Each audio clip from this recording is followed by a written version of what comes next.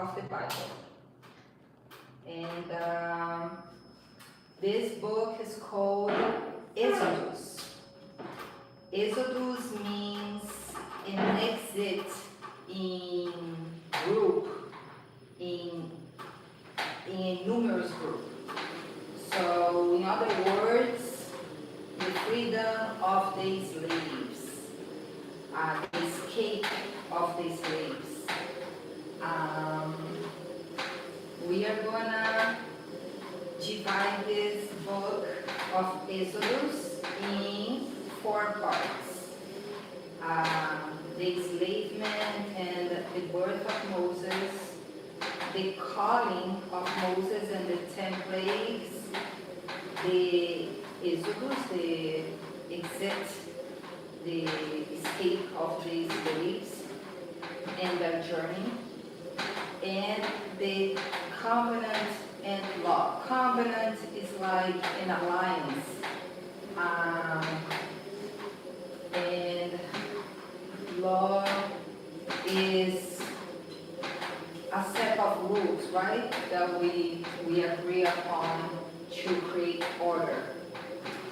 So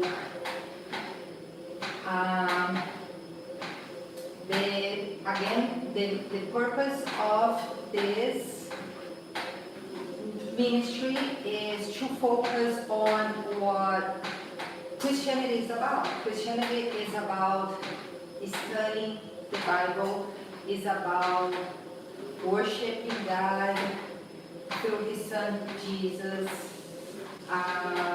is about practicing the teachings of Jesus on the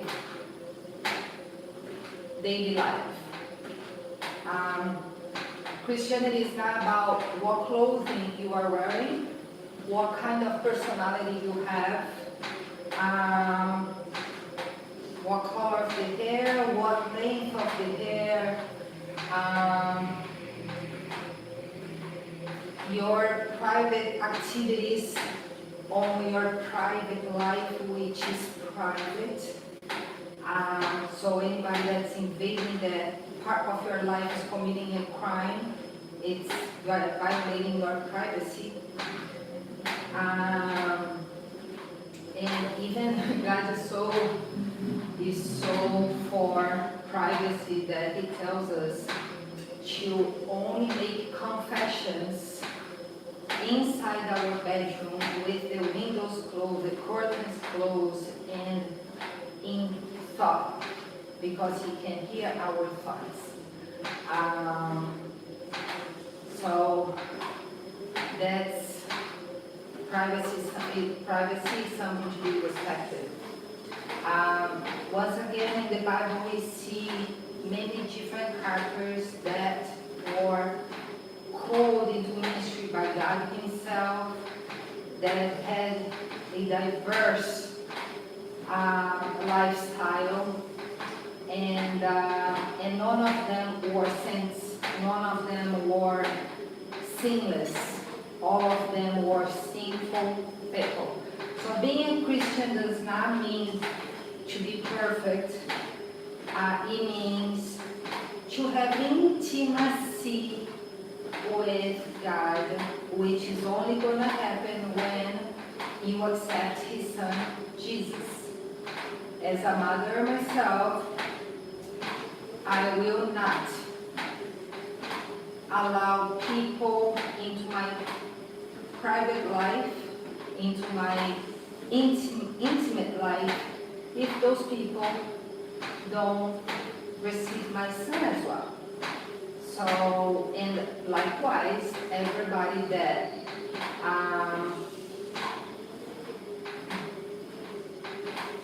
embrace my Son, that treats my Son well, even if I don't like that person will be accepted and liked by me. So, with this explained, let's focus on what matters. Learning the Bible. Again, the Old Testament is meant to teach us what the New Testament is about, what we're about to come in the New Testament. And Exodus is just another book that is doing exactly that. So it starts telling us that there was an order in place to kill every newborn. And then they had the nurse that were supposed to kill the baby as soon as they were born, right? But few babies were being found alive, and those nurses were being called into account. And they explained the Hebrew women are different. They go through birth alone. So by the time we are there, those babies are already born. And that shows me a few things, like the order that was there in place for the order from the government. The Hebrew women were women that feared God, that had God as their lawyer, their Lord, above anything else. So even though it was risky for them to conceive those babies against the law, they did it anyway. It shows us that when you worship God, you worship Jesus, that needs to be before everything else. Everything else. So even if everybody else is telling you to do one thing, you do something different. You do whatever it is you truthfully believe to be correct. Everything that was conquered, every freedom of slavery that happened, didn't happen because someone really followed the law. It happened because someone protested. However, protest can either bring you closer to your goals or can really add to the punishment that you are trying to run from, the obstruction that you are trying to destroy. So it's important to know how to protest. I have 2 published books, and those that read my book will understand that those books are protests.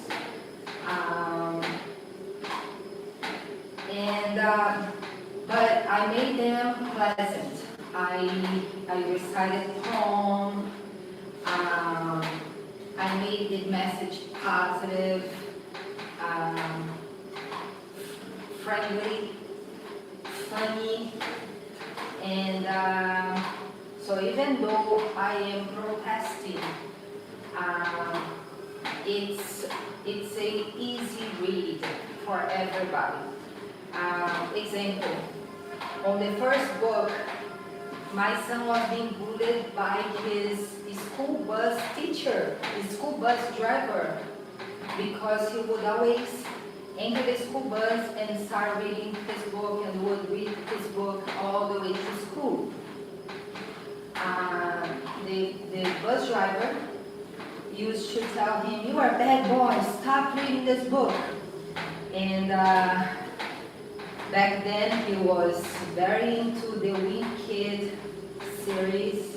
One of my sisters gave him the entire collection of those books, and he would always be reading those books. Then I was upset, of course. his father and me, taught him to read when he was 3 months old. 3 months old. We got him a program that's called Your Baby Can Read. I did a program with him, and he said his first words when he was 6 months old. He said cat, as a cat entered my apartment, and cat was one of the words in that program. He said donkey, which was another word in the program, and a friend of mine was home and said on the phone, "Hi Dave." He said, "Hi Dave." And before all of that, he was on my mom's lap, and he said, "Vovó," which is grandma in Portuguese. So on that very same day, he said, "Vovó," grandma in Portuguese, "cat," donkey, and "Hi Dave," which is more than words, consider a sentence. All at 6 months of age. By 8 months of age, he was reading everything by pointing fingers. We would ask him, "Where's the word moon?" He would point. "Where's the word turtle?" He would point. And we are talking about words, we are not talking about pictures. By 2.5 years old, he was studied by a doctor, and she told me, "Your son is 100% is suffering sexual abuse, with no doubt. 100% chance of your son being suffering sexual abuse." And she said, usually in court, only 4-year-olds can be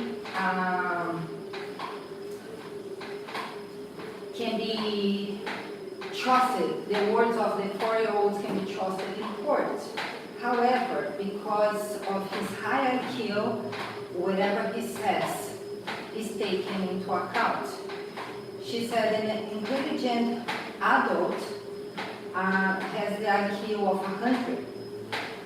And his IQ at 2.5 years old is 190. So he's considered genius. My son is no genius. His father and me put on the work. Before he was born, we learned what we could do to stimulate his brain in the womb. I used to be right, just like this, on a treadmill, wearing a device on my womb, and the device would be beeping like a heartbeat sound. So the fetus had my heartbeat that he could hear, and the device heartbeat, which was different. And I would wear that for a week. And then on the next week, I would change the pace of the heartbeat of the machine. So now the fetus would notice, ooh, something changed. And then the next week, a different beat. Ooh, it changed again. And I would also make some games with lights. I would put flashlights in different places on my womb to make the fetus chase the light.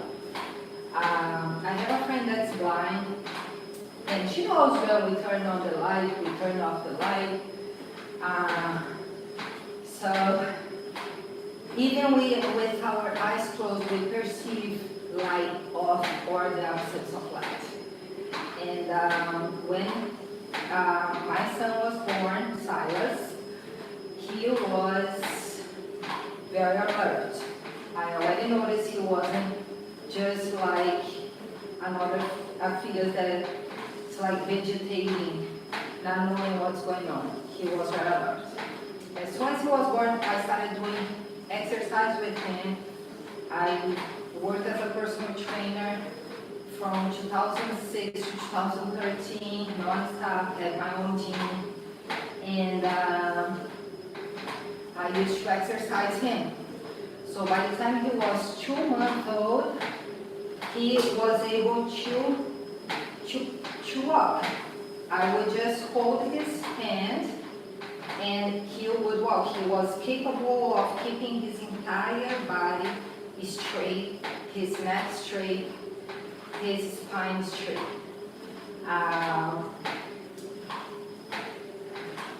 And I kept doing that. At 6 months old, he started swimming. By 8 months old, he was already doing really well in the pool. We could just throw him and he could survive there. And that way we went, exercising his brain, his body, and providing him with a lot of socialization so he wouldn't be an introvert. So he was a genius. He was a product of his father's research and my appliance of whatever his father believed to be the good route for him and that I agreed upon. So his father is a psychologist and he knew what to do. So I was the one that had the time. I worked from home, I had the time, and I put things into practice.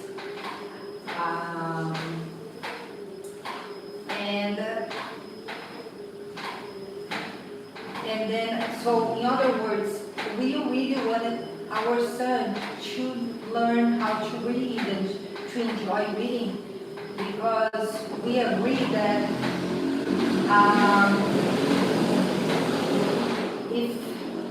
if he was good at reading, he would be able to do anything he wanted because he would learn how to. Especially when he reached that phase of asking why, and we didn't have the answers of why. We knew he will be able to get a book on that subject and find out the answer. So we gave him the worm, the fishing stick, and provided a boat, and just let him fish for himself. Recently, someone asked me if I would leave my heritage to my son. And I said, absolutely not. My son is not going to have anything that belongs to me. And the person was like, oh my God. I'm like, I gave my son something much better than this. I gave him everything he needs for him to never need anything from me. I'm pretty sure that my son's not going to need anything from me. He's already living by himself because he got a scholarship. So I'm pretty sure that the decision his father and me took when he was in fetus wasn't a sort of decision. Now,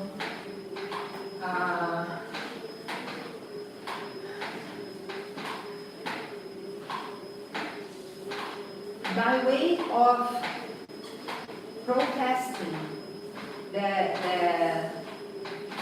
bus driver was reciting a poem to my son, associating reading with intelligence, and to assure him that reading is a very intelligent lifestyle and activity.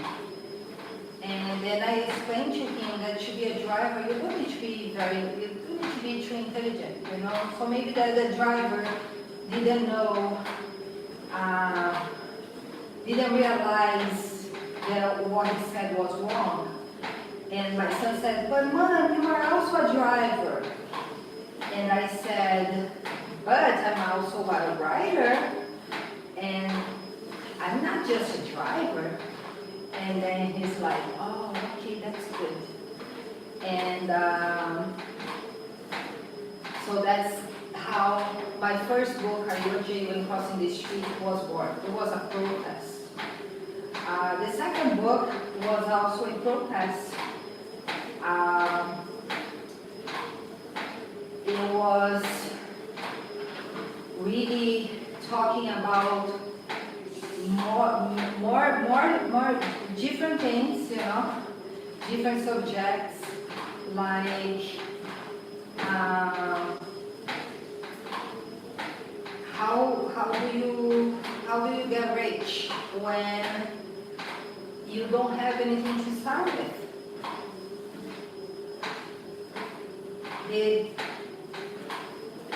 The president of the United States started with his father's heritage, and he built on it, but he started with something. All the books I have read on financial investment from Tony Robbins, from other authors, their secret or the index fund, the secret they really agreed upon for people that don't have any knowledge of financial investments. But all those books, for you to invest in the market, you have, in the stock market, you have to start with something, and usually the minimum of $1,000. How about people that don't have anything to invest on? And there was absolutely nothing out there that would give those people a chance of raise from poverty. So preaching wheels were telling them that while many places were condemning religion, it was in the Bible that those people had an answer. The book explains how you can grow your finances through biblical principles like community services. This very page of mine, you find services for many different types of people. And when I started, I didn't even know I could make money with that. I made those videos there, and I sent them to a few people that I wanted to help. I was in a different country from my mother. I sent them to my mother for her to be benefiting from them and to have me together with her, even though we were distant, and to other people. And whenever I saw a need in the community, I would make a video on that. I noticed that memory loss was a big factor. There was my early ministry videos focus on how to use my book for memory restoration. And there are videos for to free prostitutes. So many people raise their finger to condemn a prostitute, but try to ask a man to go to Amazon and buy my book for $20. And he will easily say, oh, I don't have money. But I tell him, well, would you like to sleep with me for $1,000? Yes, I can do that one time, and now I can do 1,000. So, you tell somebody, wow, I speak 5 languages. Can I work for you? I'm so sorry, you're not hiring. But I can bring you out to have dinner with me, you know, and we can talk a little bit more in my house. So they it's really a scheme to force women to have sex in exchange of money. So I composed 2 songs on that really talk that even in perversion, it's possible to have God with you. And we see this, we're going to see this later on in other books where God used prostitutes to free an entire nation, like Jericho. And in the Bible it says it's going to be, the prostitutes are entering heaven before other kinds of people. But anyway, protest must be followed by God's order. And in order for that to happen, you need to have a close relationship with Him. In the United States, the current President Trump, were sending immigrants out of the country. The order was to send 3,000 immigrants per day. And people started protesting by throwing rocks at police cars. It didn't solve their problem. It caused them to use more creative ways of the foreign people. They would maliciously hurt them, to force them to seek help in a hospital, and then through the hospital they would learn if that person was an illegal immigrant, and then would already arrest them right there. But it just created more violence anyway.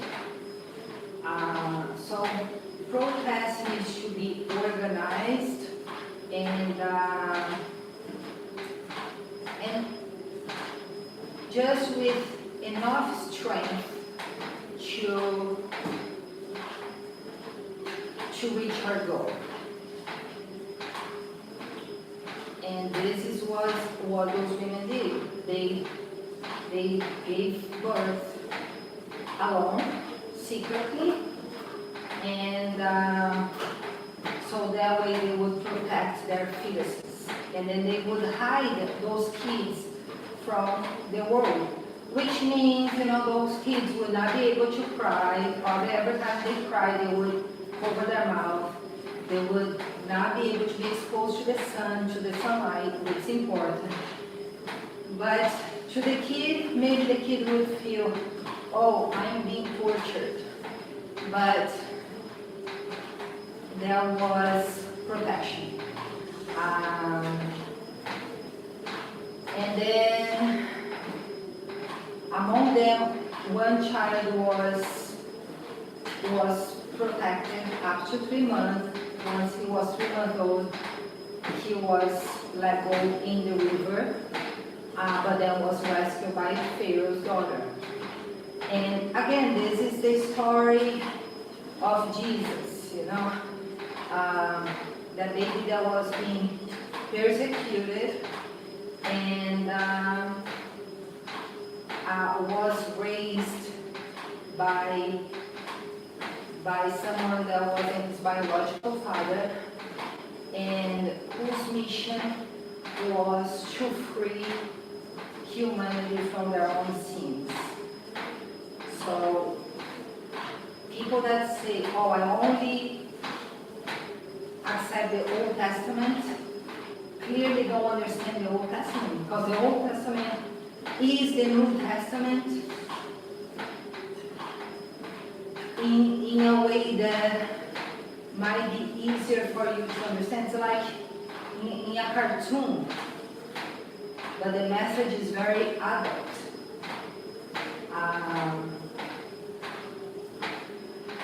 Then there comes the calling of Moses the 10 plagues. Now, Moses was called into ministry, and we see him going in circles for maybe 40 years. And we see many miracles happening.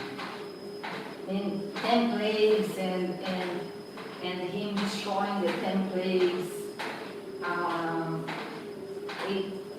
A lot of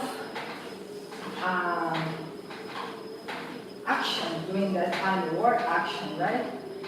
And again, that shows the New Testament. It shows the journey of Jesus going around, going places, different places, not carrying anything with him, any supply for such a trip, and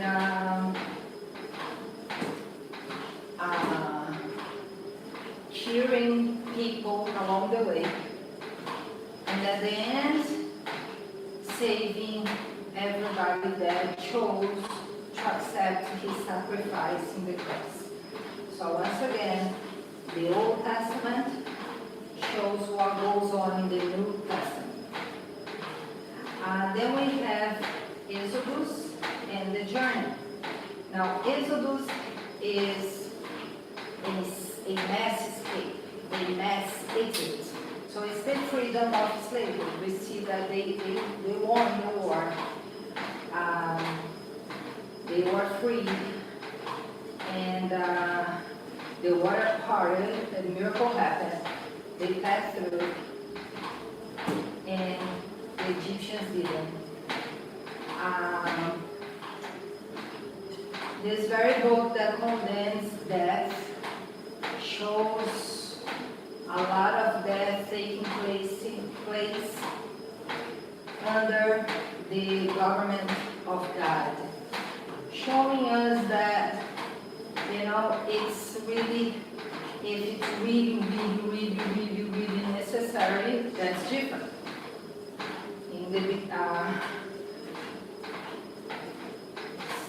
So again, like we said on the previous book, the book of Genesis, in the Bible, right and wrong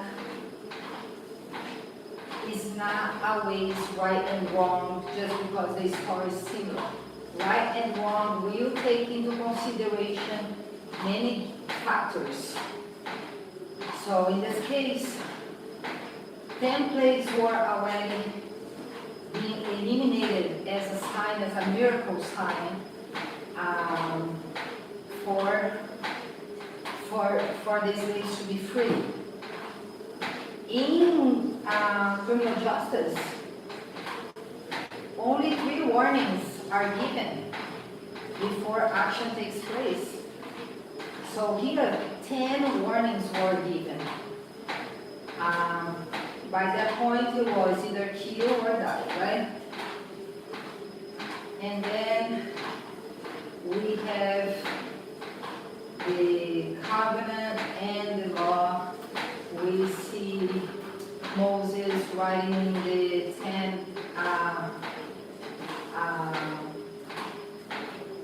commandments on a stone.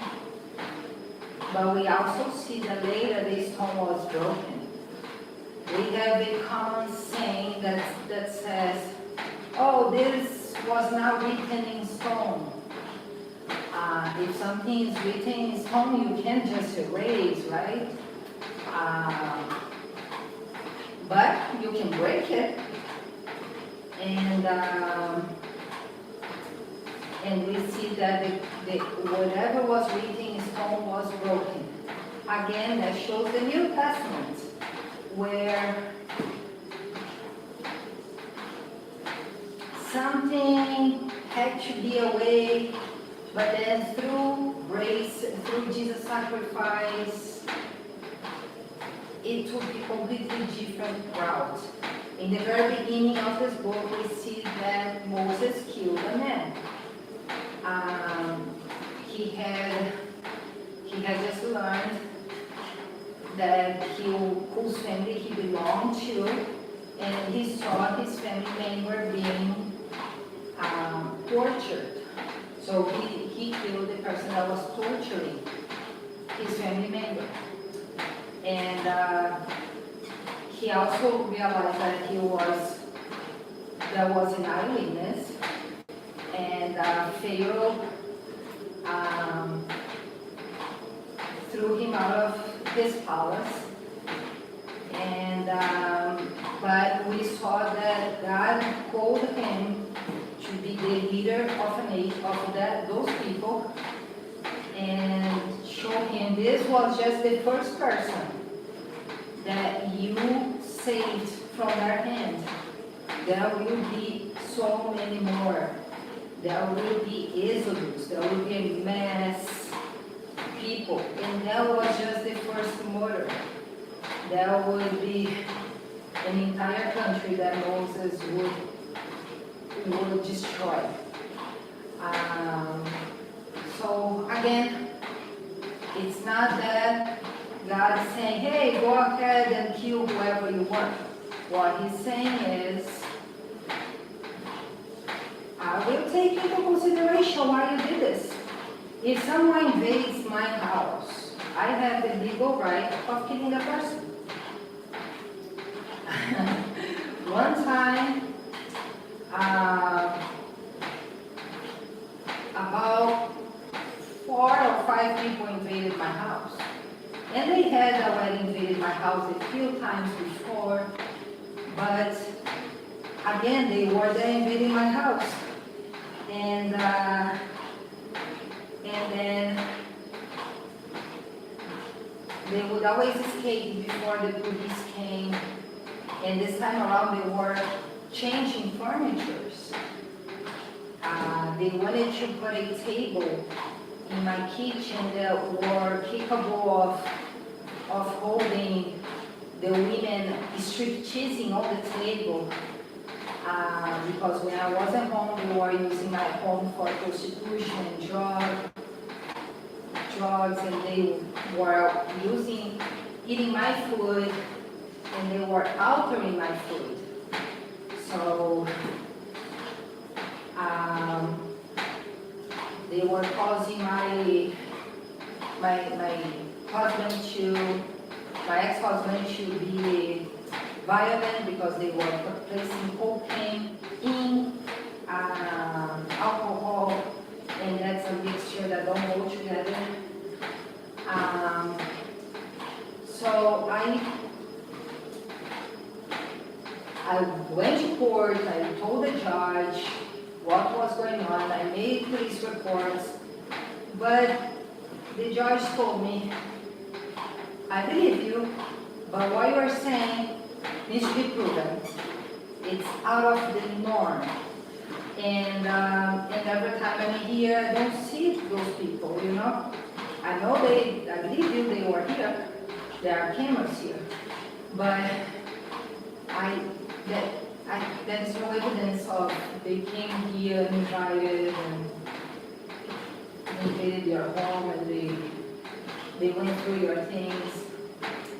But on that day, while they were moving my furniture, they were busy with my kitchen table, I had an opportunity and I took it. I closed the door, the purses were inside one of my home's bedroom. There were 3 bedrooms in the home. And I closed the door, and one person tried to force the door open. And I said, I even have the right to kill you. If she said, oh, let me things come, I'm gonna call the police. I'm like, please call the police so I don't have to blame myself, because I will. But just so you know, I even have the right to kill you because you were invading my home. So I'm just closing the door in your face. And she's like, no, let me get my purse. I'm like, no, and the police come, and then you get your purse. So I close the door, told the police come, I have their purses inside, and so they are not gonna go anywhere. They came and they saw them there, and the police removed them, and he also removed my husband because he had completely hurt me. And even though we all knew understood he was being drugged and he was acting out of the effect of those drugs, they knew that we had to be set apart, otherwise I would probably die. It was a gang against one person.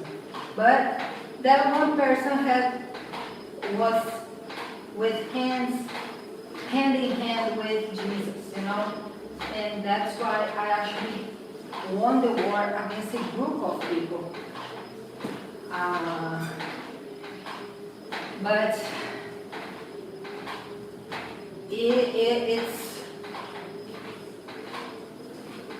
this is what you need to know.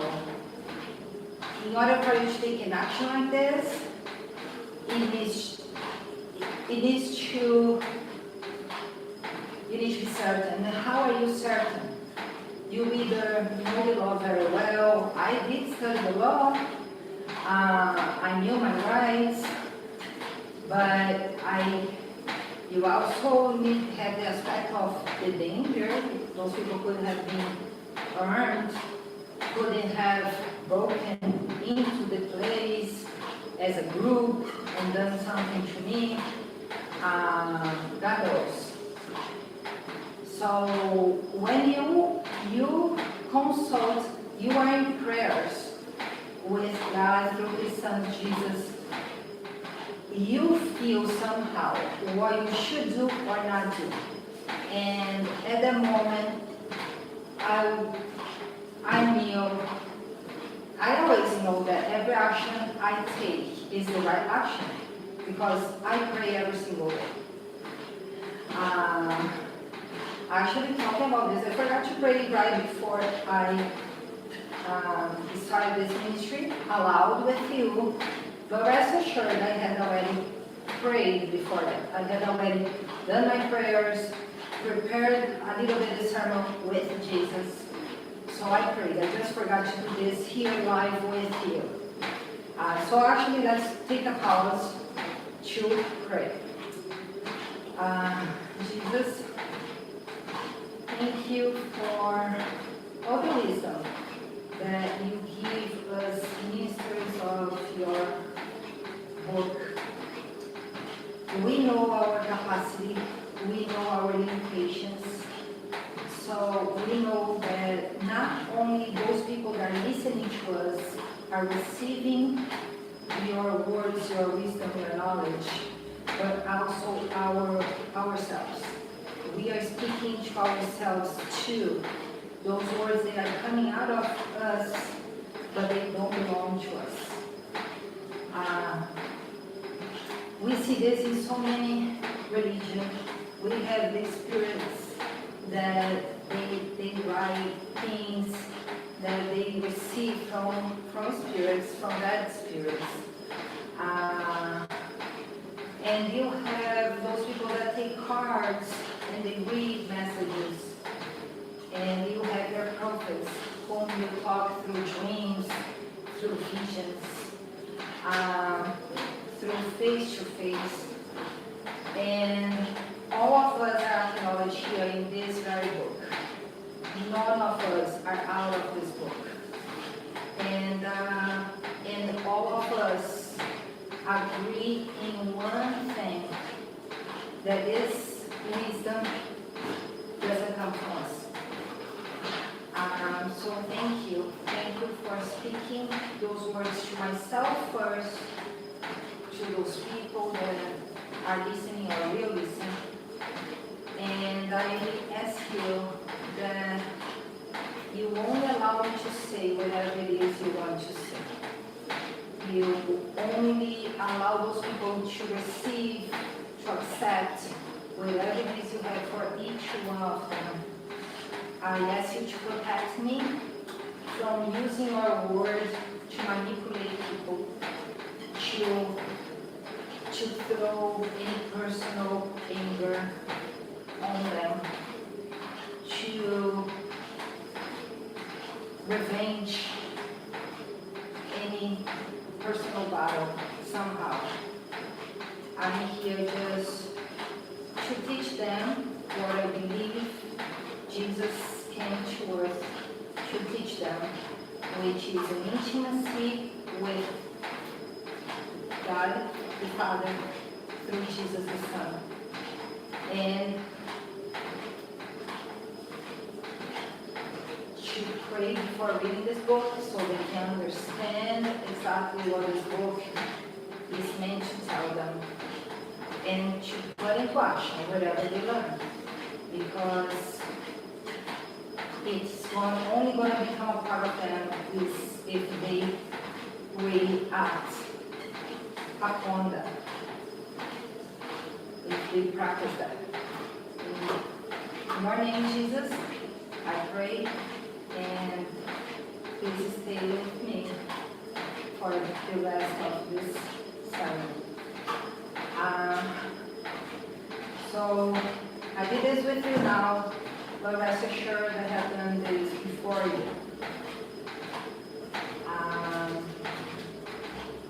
And this last part is that every law has an exception. And so just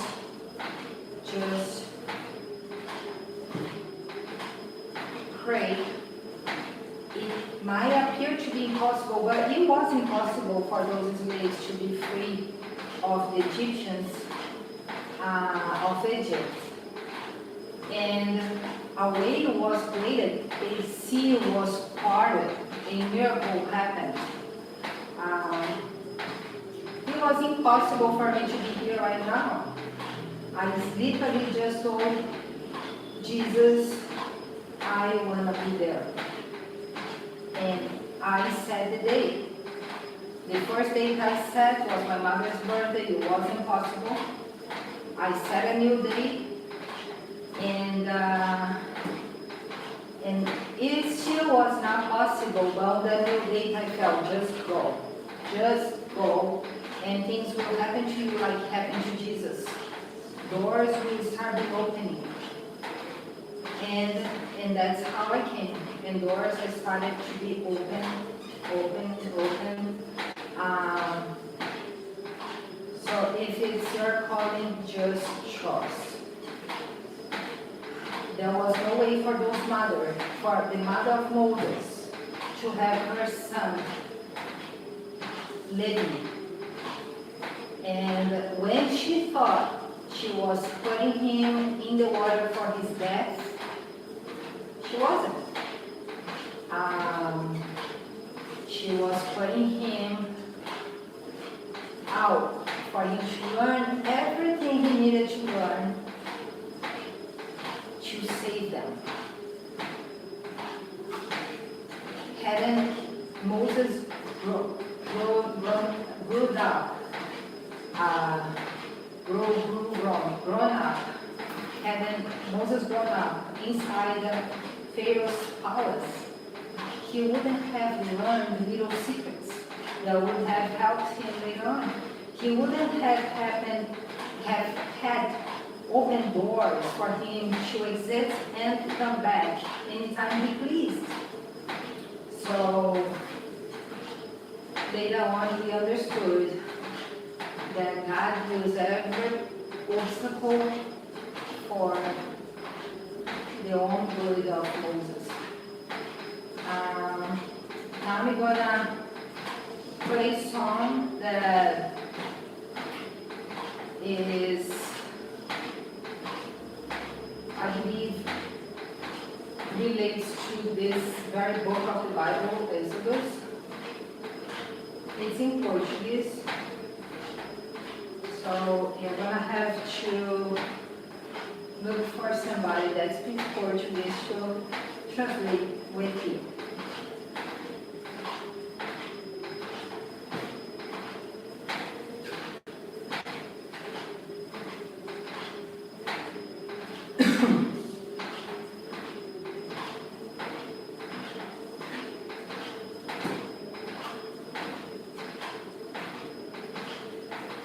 I'm having a little bit of a problem with those songs that keep saying but I'm not here trying to make money to say I'm the singer of those people's songs. I'm here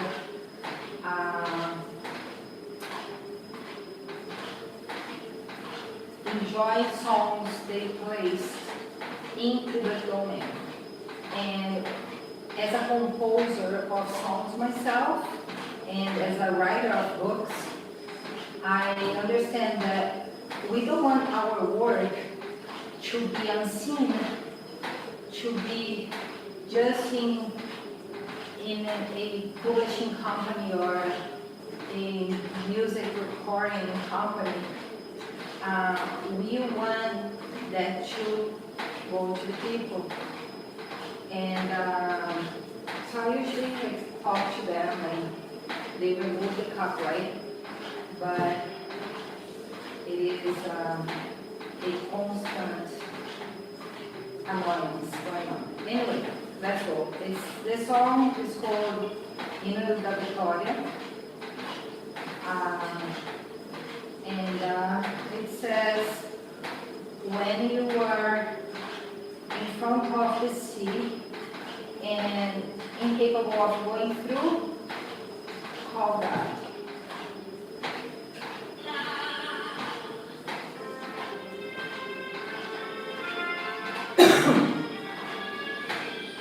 É da Cassiane.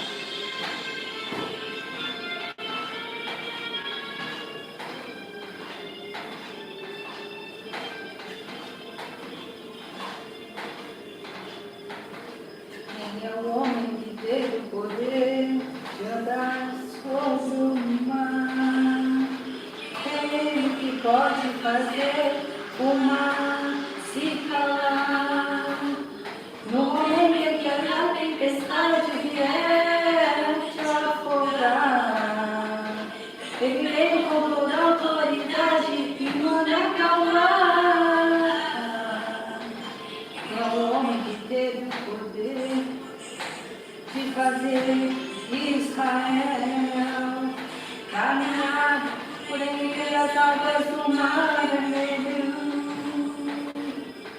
Fez caminho no meio do mar para o povo de Israel passar. Do outro lado, com os pés enxutos, puderam cantar o hino da vitória.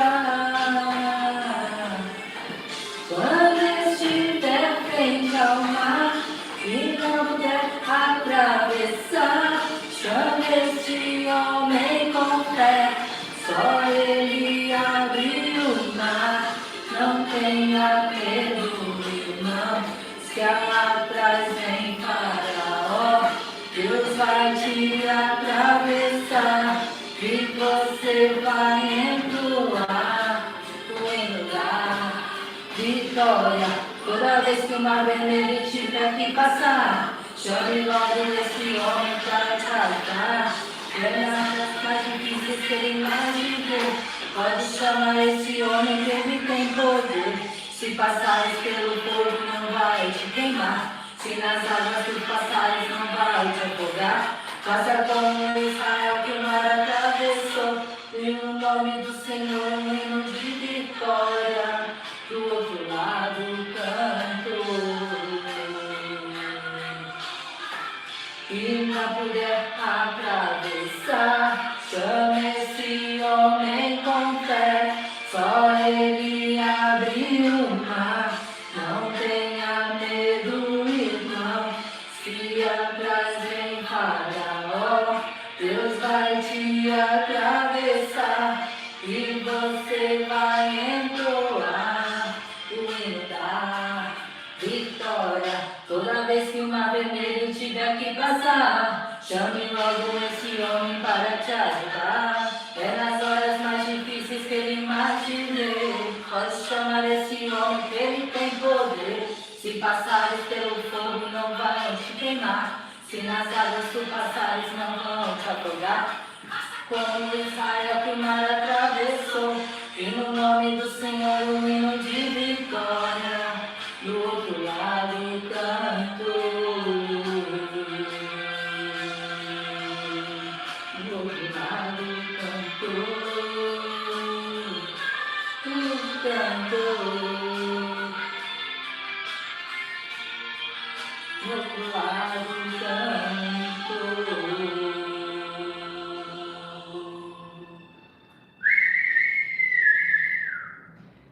né, gente? Very, very good. So, guys, I cannot read every page of every chapter of this book with you because each book takes about 3-4 hours or even more. So you have to do your own reading. This is an overall explanation of the book. But if you, as you are reading your own books, what I usually do is I personally ask God, always in the name of Jesus, to explain to me something that I couldn't explain, I could understand. Just like I was revealing, during the week I was revealing the book of Genesis. And then there went the passage of God receiving the animal sacrifice with pleasure, that smell of burned, of the smoke was pleasant to him. And I asked why. I'm like, are you promoting the killing of animals? And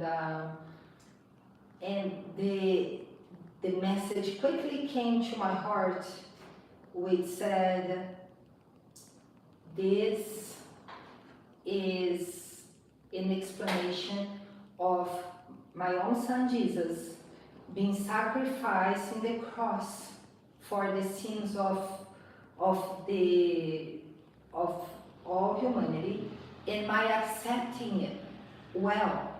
Like, wow, you did something really out of the ordinary, and I accept what you did, which at this very moment just appears to me that it's the same thing, it's the same reason why God let Moses go free from murdering an Egyptian. It was something out of the ordinary with a very purity of heart, where that person couldn't defend himself. He had already tried to stop that, and he realized the only way to save that person was through murdering whoever was afflicting the person. So every book I read, more and more, I am certain that the message is, it explains what is going to happen in the New Testament. It shows what's going to happen in the New Testament. So now here in Exodus, it's Moses that's playing Jesus. So Jesus is always there. It's always there. It's a theater. It's always showing. But in every single book, we show that there were like misreps from those people that were called here and there. Even Moses, he disappointed God so much that God brought him to the top of a mountain and said, hey, I'm gonna let you see the land I gave to you, but I'm not gonna let you enter it. And only Jesus got to bring the mission through the end, which shows us that it doesn't matter how much any minister wants to force you to be pure of sins and want to punish you for sinning.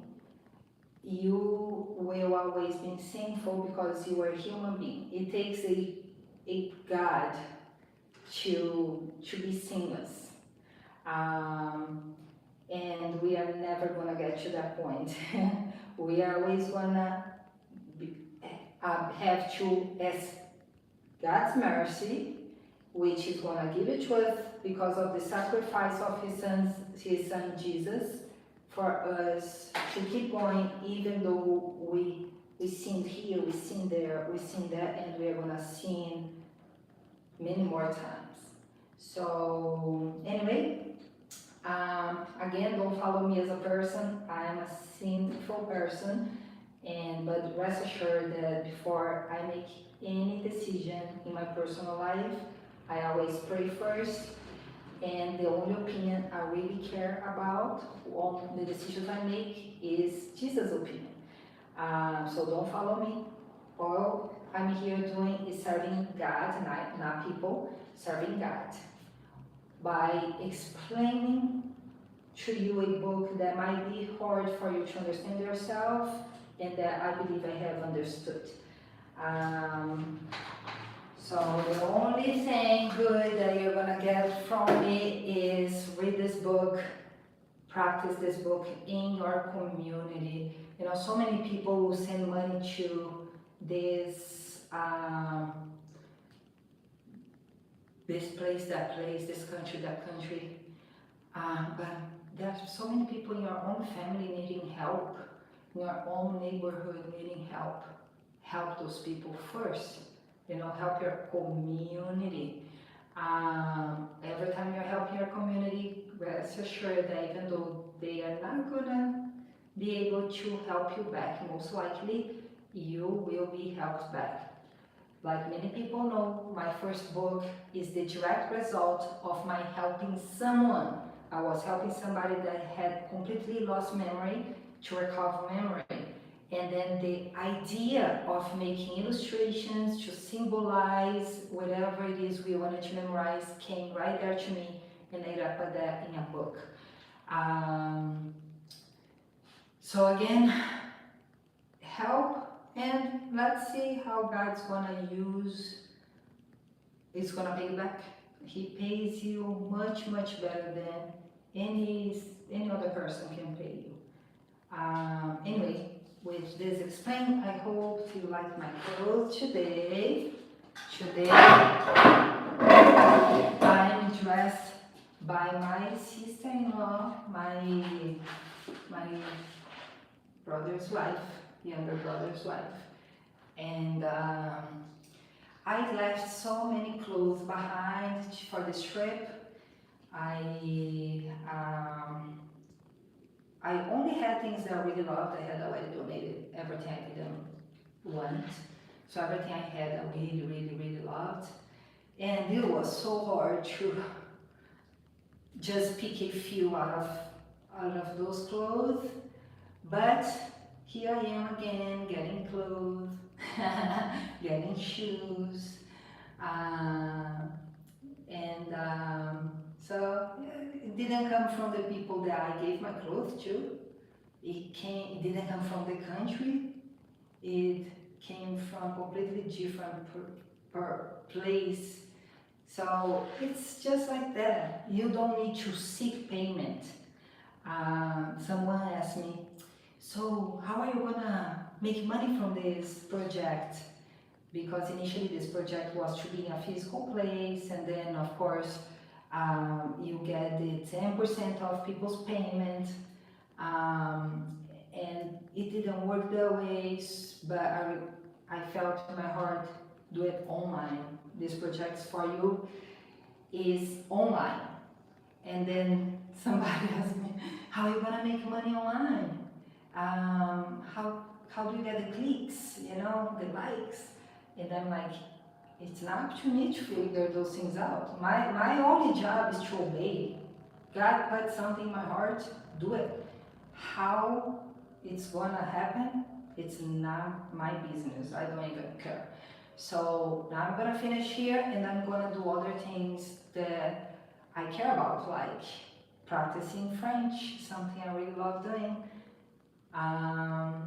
One of the things I do to practice French is, because I already know the Bible front to back, I listen to the Bible in French. So I'm gonna listen to the Bible in French. Anyway, guys,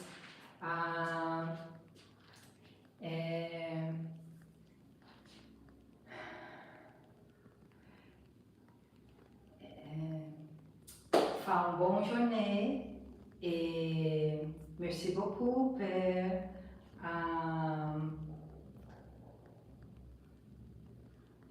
regarder moi. Et à bientôt. Bisous, bisous.